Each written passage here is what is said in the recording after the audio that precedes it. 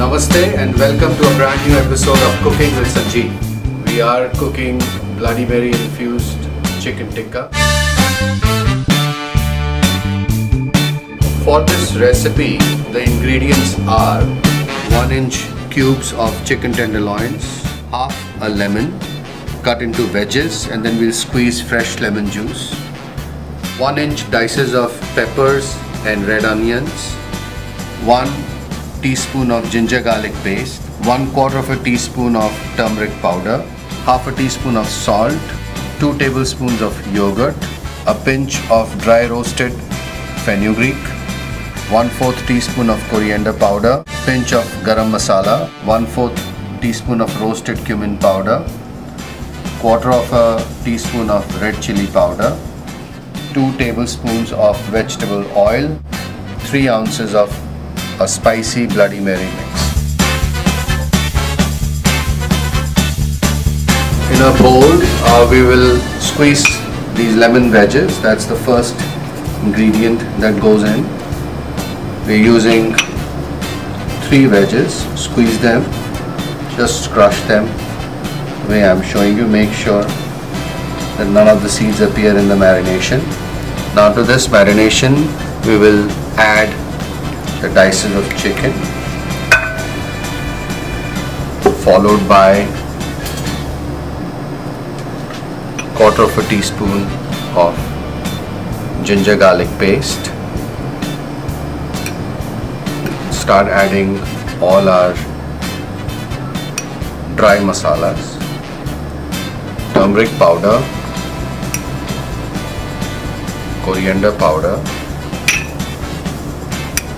pinch of garam masala, cumin powder,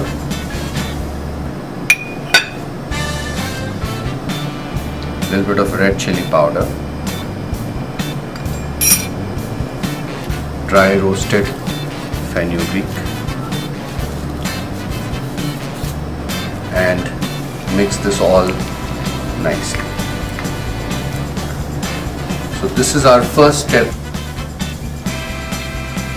You can marinate this in the refrigerator for 2 to 3 hours and then follow it with these simple steps. Now we want to add a little bit of vegetable oil,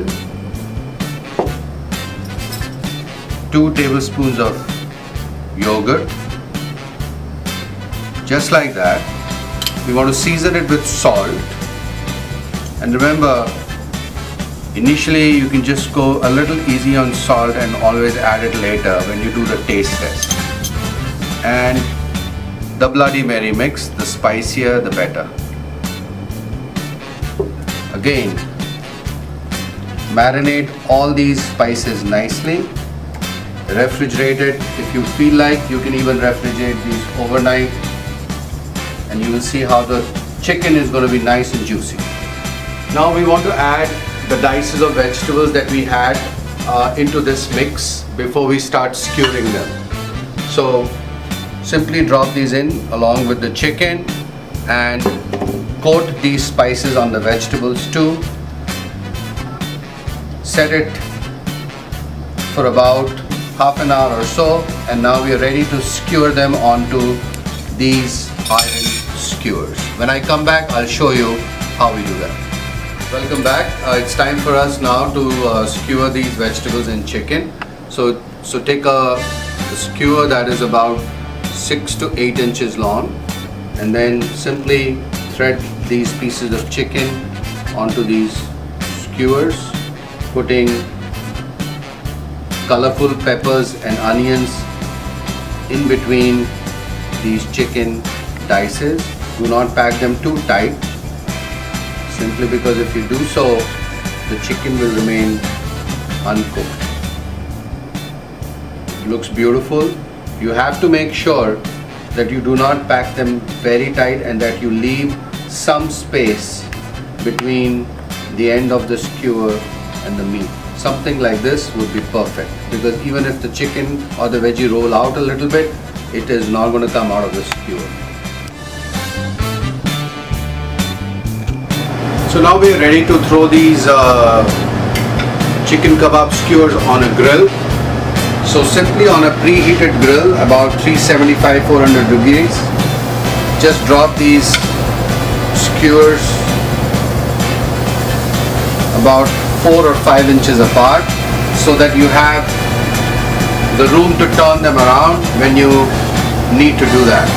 Cook them on one side for at least 2 to 3 minutes, and you will see it will be very easy for you to just turn the skewers and cook the other side.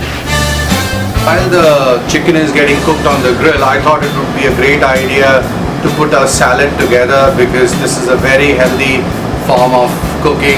You can have these kebabs over a nice salad with a salad. So I'm going to put something very quickly together. Some mixed greens, onion rings, a few of them, dices of cucumber and cherry tomatoes with some chickpeas. I think that could be a great addition. And a dressing of your choice. While the chicken is getting cooked, one tip that I would give you is that you should always baste it with a little oil, simply because that will allow it to season well, and also when you're cooking it on the grill, the chicken will also have a nice smoky flavor. Turn them around. This chicken is almost cooked. The vegetables look great. Another couple of minutes and we're ready to serve this on a nice bed of salad. This is a great recipe for you to enjoy outdoors. Make sure you open up a nice bottle of Sauvignon Blanc or Pinot Noir. It'll go great with this recipe. Enjoy this delicious Indian recipe in your backyard. Easy to cook. This is very simple Indian cooking.